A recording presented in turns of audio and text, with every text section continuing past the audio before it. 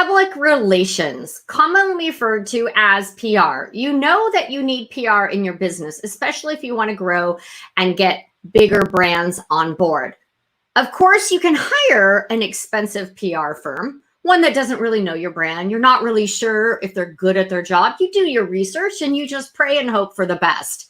But what if you had PR opportunities in your own backyard? Guess what? You do. So you know what? Grab your iced vanilla latte or hot coffee or lunch wherever you're at in the world and join us today to learn some ninja tricks to finding PR opportunities in your own backyard. Hi, everyone. I'm Mary Thane Brandt of Mary Thane Brandt Coaching and Consulting and the LinkedIn Bakery. And this is Bite-Sized Tips for Busy Entrepreneurs. You can find me here twice a month on Wednesdays, bringing in international guests, experts from public relations, social media, LinkedIn, career coaches, interview strategies, all of that great stuff to help you build and scale your business. I have a very special guest today. I am so excited to have Moni Jefferson of Dog Tags and Heels. Now, I love that name and I can't wait to learn how she came up with that. You and I are going to learn together how she came up with her business name. Moni is a serial entrepreneur. True story, and an active duty Air Force spouse. So, thank you for your service as a military spouse and to your husband. Her company, Dog Tags and Heels, is a PR and social media agency where she works with national and celebrity clients to build their brand and social impact. Most notably is Blue Star Family's Heroes at Home. But she's also known for her work in the tech space. Check this out. Moni has created and raised capital for not one, but three military lifestyle apps: MilCam, MilEmoji, and My Ultimate PCS. She's the founder of MilSpouse Creative, the global networking community for MilSpouse entrepreneurs, where she has mentorship and services. And her most recent venture is with my girl, Flossie Hall, with AMSE, which is Association of Military Spouse Entrepreneurs. And I'm super excited to also announce that I'm partnering up with their new venture, AMSE, and I'm providing LinkedIn tips on a monthly basis for that group. So if you are a military entrepreneur, military spouse entrepreneur, you should talk to her about joining her private group and get some LinkedIn tips from me. So Moni's going to share about how we can find PR tips in our own backyard. Many times we overlook these things like blogs, your website, a landing page, live shows like this. So I am really interested in this, as I know this needs to be the next strategy that I look at so I can grow and scale my business. Let's get Moni on the show right now and welcome her. Hold on there. Hey, friends. Welcome. Thank you so much for joining me today. I'm super excited. We have been in contact for a couple of years now through Flossie and the military spouse community, which I love supporting. And, and I've signed up for your freebies. When we first got introduced, I'm like, who is this Moni person? But you do such great work. And I'm so excited that you have the opportunity to be on my show. And you guys know I'm in sunny San Diego. Hey, for all the viewers out there, I always like to know, where are you watching from? So can you drop a note, like where you're watching from and what kind of business are you in? Because you just never know. Moni and I might have a connection for you guys. So Moni, what's the weather like where you're at today? Girl, it is raining. I was like, you might hear some thunder. It is like pouring rain. It's really cloudy. It's a little cooler than normal, which is fine because it's been getting hot over here in New Jersey. But yeah, it's raining. Yeah, it's sunny and 75 here in San Diego. Not bad. That's why we pay that blue sky fever tax. That's what we call it to live here. So I really love your company name. Can you tell all of us how you came up with that and really your background of, how you became an entrepreneur and all these different avenues that you've taken? I'm so excited to learn more about your story. Absolutely. Well, thank you guys. Thank you so much for having me. So Dog Tags and Heels comes from, and it's funny because it's kind of it's not a cliche, but my husband is active duty Air Force. I stayed home with my kids for about 11 years, and my spouse had a deployment. In that time, I started writing and started a blog just like to, pass the time away. And have something to share about my journey as a military spouse. So I was like, well, what can I name it? Because it's going to be about military spouse life and about my business. So I came up with Dog Tags and Heels. So that's where that name comes from. And it started off as a little blog, a local blog, a military spouse blog, where I shared the journey and my struggles as a military spouse. And then I started to venture out as a freelancer and work for other companies, like military housing companies that needed bloggers to write for their sites to bring traffic and for their social media and their PR. So I started writing and I really enjoyed it. And then my husband came home and we had to pick up and move again. And in that transition, I realized my kids are going to all be gone. So for those of you who have stayed at home with your kids, there's an acronym called SAM. And then when you're working from home with your kids, it's called WHAM, Work at Home Mom. So I went from a SAM to a WHAM. And then my kids were going to be starting school. So I was like, so who am I going to be home with? Who am I going to be momming? And so I realized I really needed to just start doing something. So I have a background in public relations and communications from the University of North Carolina at Pembroke. I went onto the base. Every base has a place you can come to and get information and support, classes and mentorship and resources. And I went there and I said, hey, I'm looking at starting a business. Or not starting a business, but like I want to go back to work. And so I took their resume writing class, how to interview, and then, naturally they said, hey, apply for a government job, a GS job, a contractor job, you may get it. And so for any of you that know, that's a very tedious process. You have to have certain verbiage and certain things on your resume. You have to have 40 resumes. So that became a little tedious, and I started doing the pavement and going to interviews and submitting my resume to different companies that had to do with PR, public relations, social media, anything like that. And so I started interviewing. They went great. I interviewed with one company, and it was so disheartening. So when you look at my resume, you don't see all these different qualities. You see a lot of gaps in my resume, different titles, different organizations, and that is not kind of a turnoff for big organizations to manage and organize their company. So I went to like a third interview with a really big company to run their PR department, and I was told that they just couldn't invest in me, that I was like the perfect fit. It was so heartbreaking. I went home. I cried a lot. Crying is good. Really mad. Gets it all out. A little resentful towards the Air Force and my husband. And then I woke up the next day, and for those of you that know me, I am a fighter. I really don't stay down no matter what. I got up and I started an LLC, and my husband said, but the next day, he's like, that's how you take a negative and you turn it into a positive, because that's what I love about you and Flossie. And, the people, a lot of the women in my community, like we get knocked down, right? Mm-hmm. I just wrote a post about like COVID-19. It feels like a slap in the face, but it's what you do with that, right? You could have curled up in bed for a week. And most people would be like, that's okay, Moni, that's okay. Or you could be like, heck no, this is not how it's going down. No, and I feel like with being a military spouse, you don't have control about a lot of things. What time your husband leaves, when he comes and he goes. And so this is a way that I can have control over something. So I immediately started the company and started working with local organizations on their social media. And then it just evolved into actually practicing my skill sets, which are PR.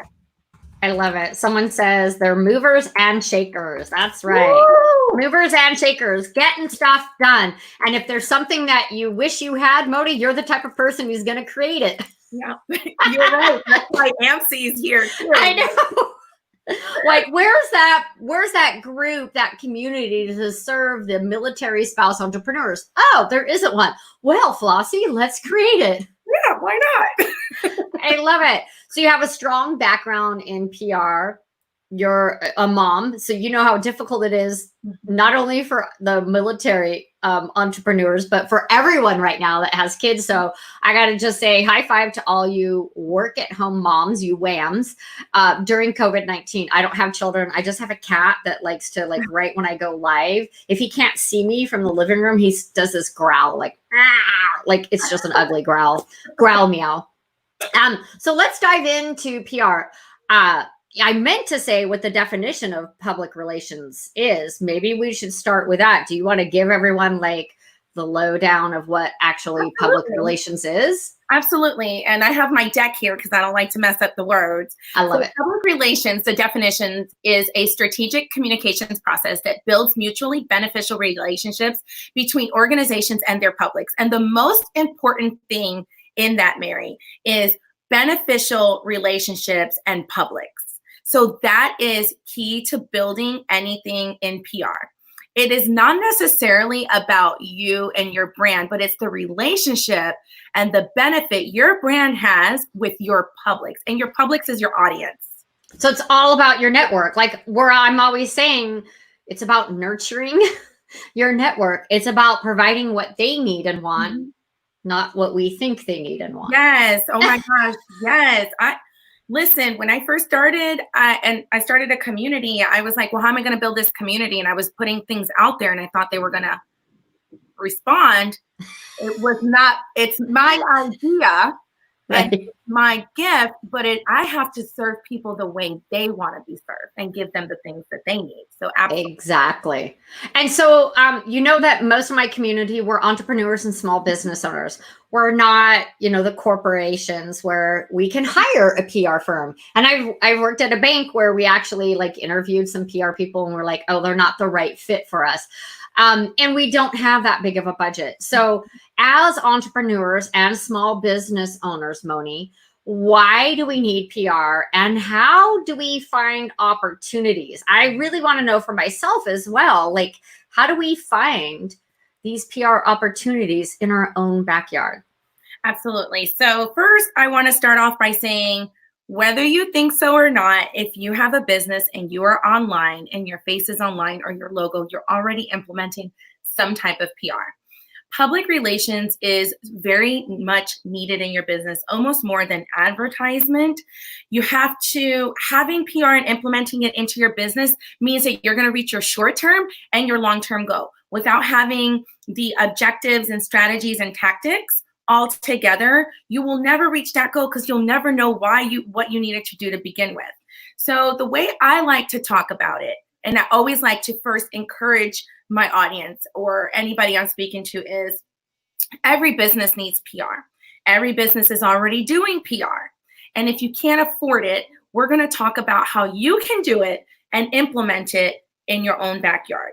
As an entrepreneur, you're wearing several hats. This is one of the most important hats for you to be wearing because people are not going to buy your product or your service without trusting you or seeing you. You have to remember that it is your publics that helps make your brand, who builds brand evangelism and support, right?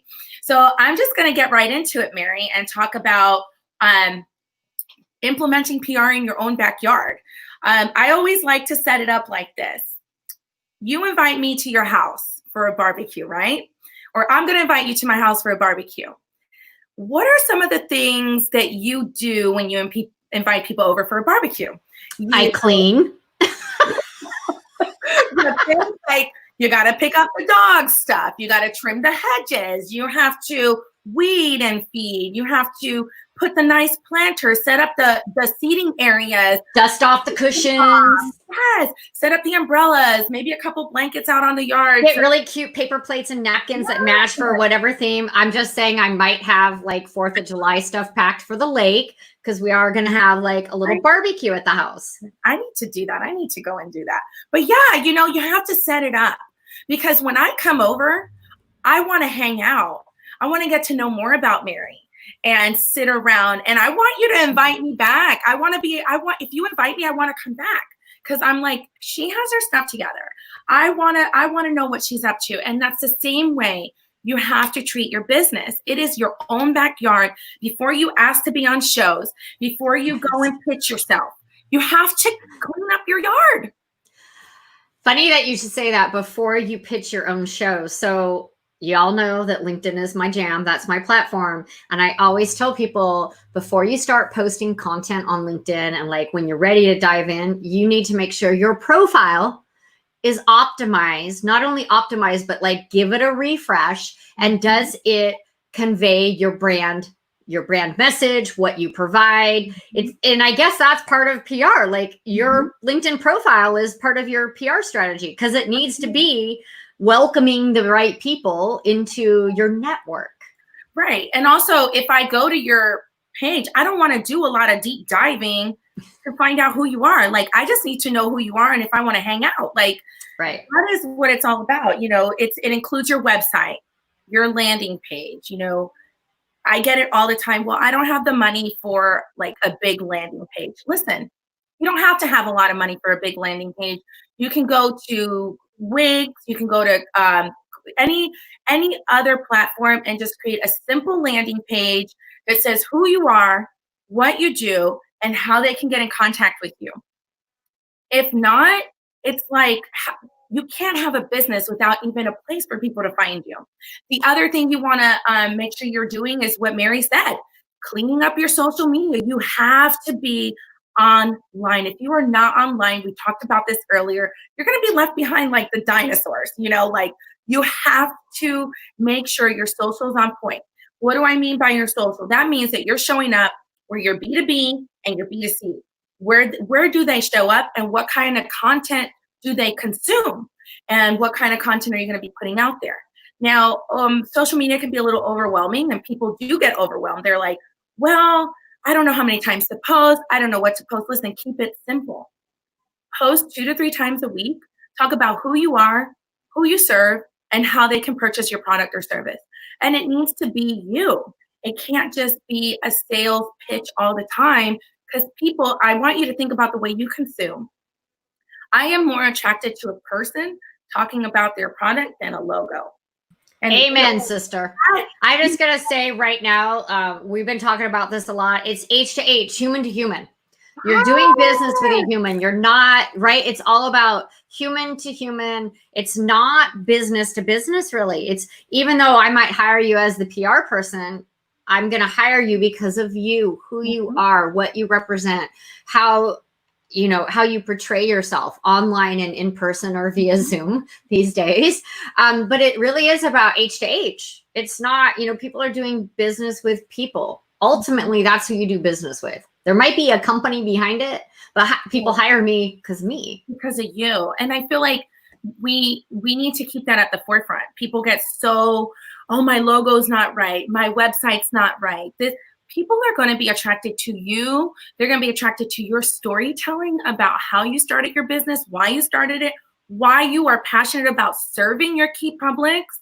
That is what they're attracted to. And then when they believe in you, they'll go tell their friends. So when somebody says, oh, I'm really looking for somebody to help me revamp my LinkedIn, I'm so confused, I'm just going to be like, oh, you need to talk to Mary. She got all these videos. She is so helpful. She's knowledgeable and you're easy to work with. You have a smile on your face. You'll tell the truth. You'll help people. And that is your passion. And so that has to shine through, whether it's a product or service. I talk about that all the time. And I love the H to H. I didn't even hear about that. H to H. That's my new term. In May, I started using it. And I don't even know where I read it or something. I'm like, it's H to H, human to human. Yeah, that's how we're doing business. And I think we're going to see more and more of that, especially with, COVID-19 and all this. We really need that H to H. And, I do business with people, right? Especially in the service-based industry or even products. Like I'm going to buy something when there's a story behind it. I'm a sucker for the person who's going to sell a product and there's a story behind it. There's a personal story behind it. Even if that product is $2, $3, $10 more, right? I'm going to go buy that because of the story or because they give back, because that's all about that's really who I am. Oh, I'm going to do business with you. I'm going to spend $1,000 and you're going to donate 5%. Okay. Yeah. Right. And that's what we talk about a lot too. In a lot of the marketing now is that consumers are purchasing stories. They're purchasing, by social impact, and if you're helping the economy. It's no longer just a really quick turnaround where you're like, oh, I saw an advertisement, let me go spend all my money on that. It's by word of mouth, who you're servicing. Are you doing good in the world? People want to know if you're doing good in the world. And Absolutely. that makes me want to buy more than anything. Like, even if it is $10 more, like you said.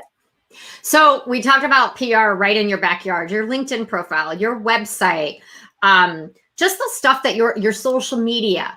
So this is all stuff that we already have, but is it PR worthy? Do you need to take a look at that? Is it time to rebrand? You know, is your message clear and concise? So that's all the PR right in your backyard. Can we take it to that next level? Let's say we've got all that done. Website, LinkedIn, my message is clear and concise, my live shows, I'm on podcasts, right? All that stuff in my backyard. What about that next level? Do you start promoting yourself to other live shows and podcasts? What about written publications? Are those still PR worthy? Like writing on someone else's blog or a local magazine? I just saw my friend yesterday post on Facebook, Carlin. She was on the local news. Now she's a social media agency. She's been open 2 years. And she was on the local news. I was like, you go, girl. I'm like, okay, wait, how do I do that? She probably pitched a story or an idea. And I always talk about the PR pyramid. Everything you talked about has to do with the PR pyramid. Level 5 is local TV, radio, podcast. Okay, that's kind of what we're doing right now. You also are showing up on your own stuff, right? So that's all part of PR. Level 4, which is regional news and blogs, regional blogs.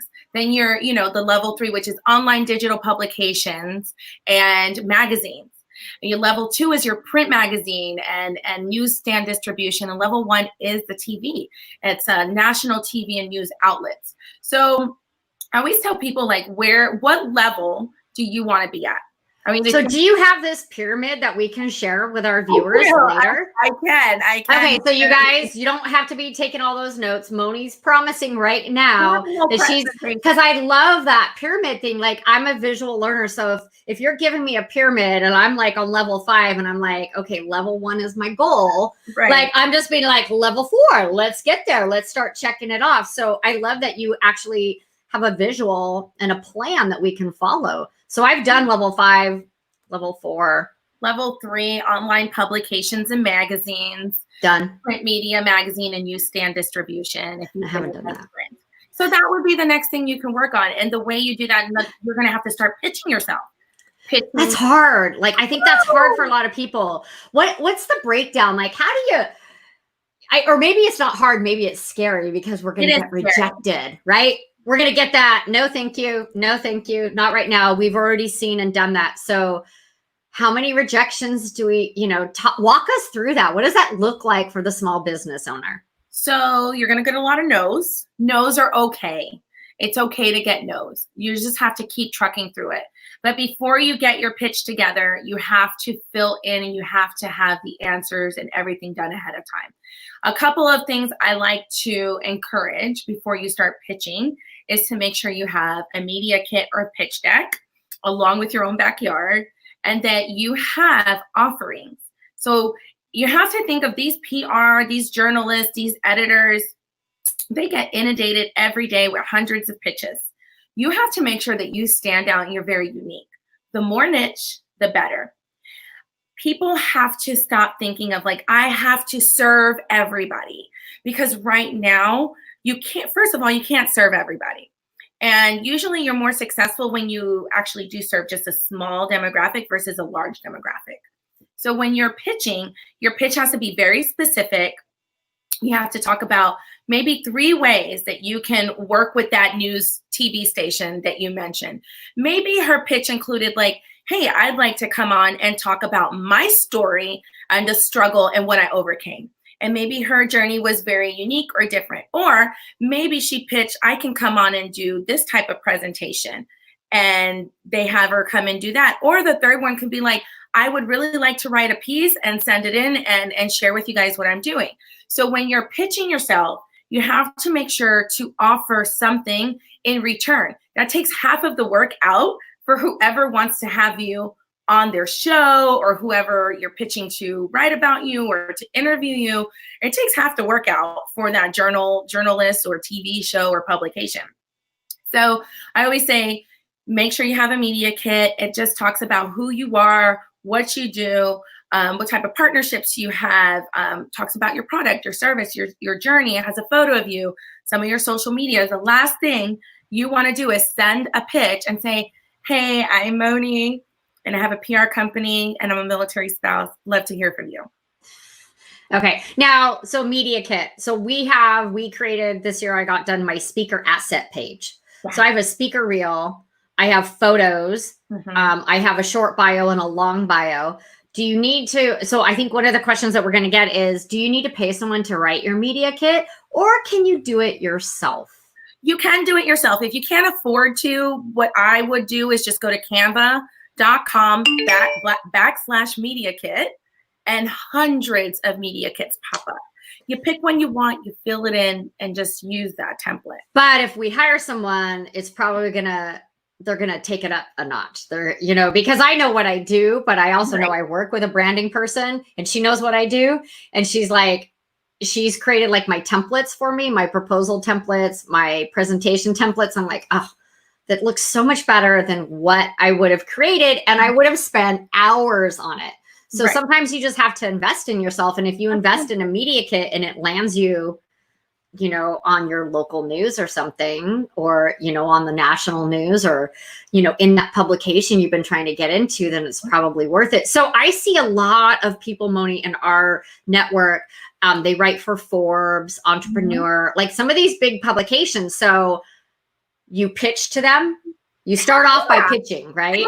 Yeah, you reach out to them on LinkedIn. You say, hey, I loved your latest piece. You need to go read their work, first of all, and make sure you like the way that they write. Talk about something that they've written about and how your story or your product might be of interest to them because of who you're serving. For example, we work with military spouse entrepreneurs. If I see somebody write something about entrepreneurs, we'll reach out and say, hey, we really love your latest articles on how to work from home and have a healthy living as an entrepreneur. We notice you guys don't have any pieces about military spouse entrepreneurship. That's what we do. We'd really love to have a conversation and see if there's any interest. Could we email you our pitch deck or our media kit and our information? Got it. But it's very niche. It's very specific. You already told them what they could write about. That takes half of their work out, you guys. They don't even have to search for it. They're like, yes, nobody's written about it. Let me talk to them. I love it. I love it. So it actually, talking to you, it's not as scary. Like, I just need to put a little work into it. And then just start pitching myself. And for anyone else watching, what industry are you in? Who do you serve? I'd love to know. And I'd love to talk to you about, pitching your services, and maybe we'll do a little mastermind on it. Let's see, get your media kit in order. Yes. Yeah. I'm just reading some comments here. I like this. I can see this too. Yeah, because we're broadcasting via StreamYard for those of you who don't know. Makes it super easy to go live. Bring your guests in. They're always adding things. We can now bring 10 guests in, which is amazing. So we could do a panel and bring all these guests in, and we can see some of the comments. And I was having some issues with LinkedIn earlier. It is broadcasting, but the comments weren't showing up. So I'll go back in. Moni and I both promised to go back in and answer your questions. Absolutely. So please drop them in the comments. And you guys know, #replay, so that we know that you're watching the replay. I feel like I'm going to challenge everyone that's watching this or the replay to get your media kit in order. And I want to see everyone pitch one. Do one pitch. Entrepreneur, but maybe it's a live show, maybe it's a podcast. You got to start somewhere. So maybe you want to be on a podcast because you don't like being in camera, right? Because you got to do your hair and makeup, and we're so used to not doing that these days. Like, I got up at 5:30 this morning. But I want to challenge everyone to get your media kit in order. You can create it on Canva or hire someone. How would we go about hiring someone to do a media kit? How do we know that we're going to get a good product? Well, it's just like with anything. When you go to hire somebody, you ask for their resume, right? You want to know like, hey, can you show me some samples of your work? Okay. Do you have any live active clients? I would say for a media kit, you could hire a PR consultant to do it for you, or you could hire a designer. A designer is going to have that extra eye, because that's what they do, is they do design work. And they use bigger programs other than Canva. Okay, Mary Rose, if you're watching, when we meet on Tuesday, let's add media kit. I mean, I have my speaker page all set up, but that is specific to speaking. And I feel like I need to have a media kit as well, right? Are those two different things? Well, they're kind of the same, but different. So your speaker kit will always have your prices on it. So when people ask you like, hey, we want you to come and speak at the University of X, Y, and Z on how to get your LinkedIn life together, then you can send it over and say, I am so excited you want to connect with me. Please see my speaker kit or speaker deck in below, and let me know if that's in your budget. Let's have a conversation. Right. So it kind of, it really sounds like it's two different things. You know, I have my speaker reel, the speaker page, the bio, I have the photos there. So when they're like, so I don't know about you, Moni, but like every time I'm on a show or something, it's like, please send me your headshot and bio. And I was so tired, right, of having to get that and send it. So we created the speaker asset page. And so now I just send them a link. I'm like, here you go, take what you want. And I've put up the photos that are pre-approved that can be used for promotions. I love that idea. We just did a Google Drop box. I'm telling you, the link on, and it's hidden on my website. I love that. Like, Flossie, we're going to have to do that, honey. Flossie Hall, I'm telling you. Yep. It's super easy. It has saved me tons of time. But what I'm hearing is that I actually need a media kit for this other part, for my PR part, that I want to start writing articles. And, you know, I want to be on the local news. I want to help job seekers. Like, I need to be on, I feel like that is where I would be valuable right now during this time. People are hiring. So I would want to get that message out that here are, you know, 5 things to do. Or I came up with 6 questions to ask during COVID-19 in an interview. Because there's specific questions that you can ask. You know, like, how is your business doing? Do you see, you know, in the next 6 months, where do you see your business? Because as a job seeker, I don't want any of my clients to go think that they're getting hired for this great company, which it could be. But because of COVID-19, the next 6 months are shifted and their position could be eliminated, or the, you know, so there's like certain questions you can ask, but that's a whole different subject. Can you tell I'm a little passionate about helping people find the right job? Yes. And I want to say, you know, when you're pitching, you do have to be confident. You have to be confident in the product or service that you're selling, and you have to be confident in your story. And, you know, the first thing I always get from people is, well, I don't like to talk about myself.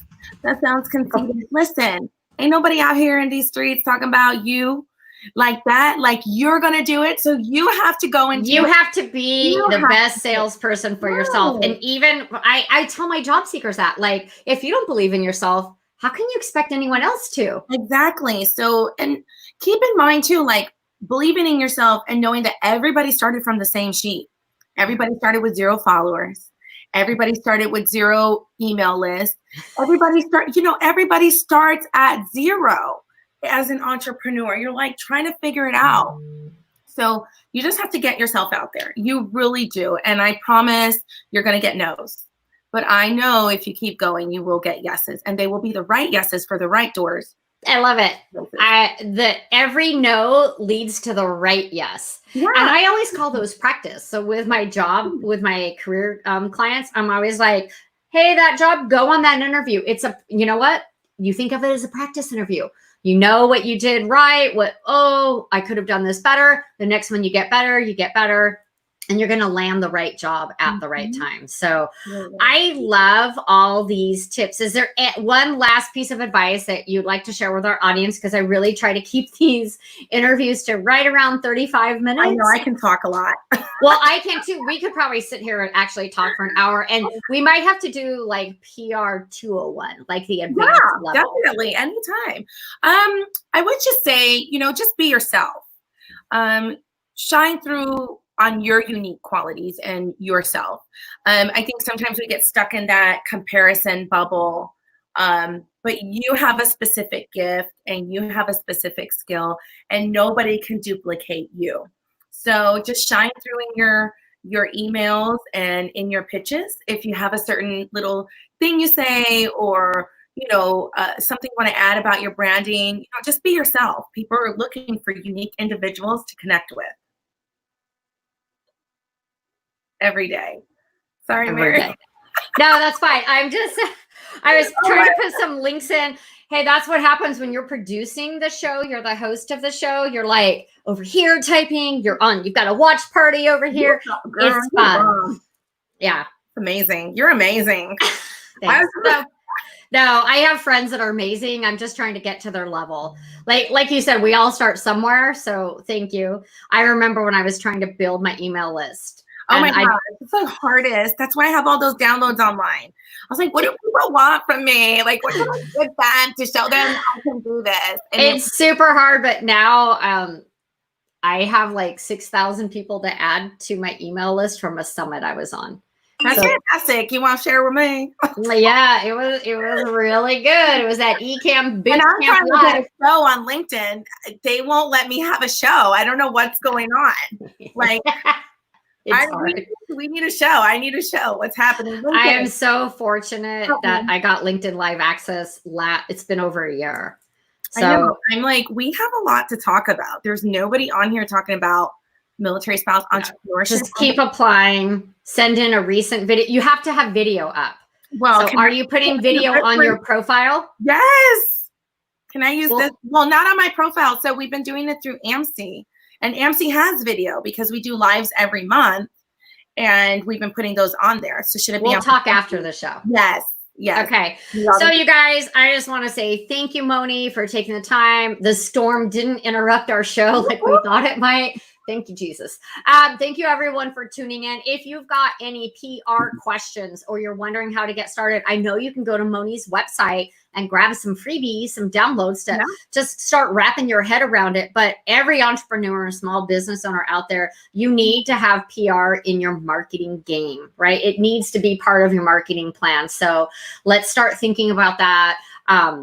And let's share opportunities with each other. You guys, I'd love for you to join the LinkedIn Bakery, my free Facebook group where you can get more tips and support on LinkedIn and all things small business related. So we can drop that pyramid thing over there as well to share with people. And Moni, where can people learn more about you or grab those freebies? Absolutely. They can go to MoniJeffersonPR.com. And you can learn more about the Association of Military Spouse Entrepreneurs at AMSE.co. .co, you got that? Because we're also used to putting .com, and that's changing too. You have to be careful. I've noticed, we have .bank, .gov, .co. I know there's so many dots. There's so many out there. Well, this has been fantastic, you guys. I put in the comments, there's a couple links to some courses that I have that I'm offering for dirt cheap because I actually do want to help all my job seekers out there. So we dropped the price on my job seeker course from $697 to $97. Wow. That's like, and you get all my LinkedIn tricks, right? Plus you get your interview questions, you get how to write a CAR statement, and your CAR statement is your challenge, your action, your result, so that you can use that in your LinkedIn profile, in your interview, and on your resume. And I've partnered up with an amazing resume writer, Laura Bashore, and she will do an edit on your resume if you join my course for like dirt cheap. Because resumes are not cheap. They're $200 to $300. Wow. I mean, that's the going, like 200 is entry level. Wow. To get one that'll get you through the ATS, which is the applicant tracking system. So if anyone wants to learn more about that, please just reach out to me. I'm happy to jump on a call and just talk to you about that. And then for my entrepreneurs and small business owners, let's turn your profile into a lead magnet. Learn how to attract your ideal clients overnight by taking my course, which we also reduce the price because, again, I'm here to support you guys and I want to see you grow, and you can grow during this pandemic. So we dropped the price from $997 down to $497 so that it's affordable and everyone can have access to it. And that one actually comes with live office hours with me. So you get stuck, got a question, want a review? Because you know what the worst thing, Moni, is when someone has a course Someone has a course and then you get stuck and you don't finish it, and all you can do is email them. I have the same thing. So when you purchase my PR Pitch Like a Pro course, it's $97. You get a one-on-one with me, because like you said, a lot of times you have that question. And when I buy something and it's very unique like that, I want to connect with somebody and ask those questions to make sure I'm doing it right. So yeah, I love that you have that built into. So Claudia said, love your passion, Mary. And Moni, thank you for sharing. And Karen, Claudia, thanks for joining us today. We hope that you're all well, safe, and healthy. And Moni, finally, the last question is, where are you going to travel as soon as you can get out and travel? So I'm so glad you asked me this. My husband asked me the other day. I'm ready to go to Greece. Like, that was on my Greece? list. That was where I was supposed to be. It's on my bucket list. So I came from Europe last year. I was there for 17 days. And so I was like, that's not enough time. I want to go to Greece. So that's where I want to go. You know, I saw that movie Mamma Mia years ago, and I left the theater with my mom saying, that's it. I'm selling everything. I'm moving to Greece. We were supposed to go to Ireland April 2nd Ireland and Scotland for 17 days. And that obviously was canceled. So beautiful. I haven't been there, but my brother has. They're in Germany. So Greece is on my bucket list. So I hope that you get to go there next year, because we all know there's no travel this year. There's no travel this year. No travel. Everybody stay home so we can travel next year. So I can go to Greece, please. And I can go to Ireland and Scotland. We're a little selfish there. Okay, Moni, thank you so much for joining us. This is Mary Thane Brandt with Bite-Sized Tips for Busy Entrepreneurs. Y'all stay healthy out there. Ciao. Bye.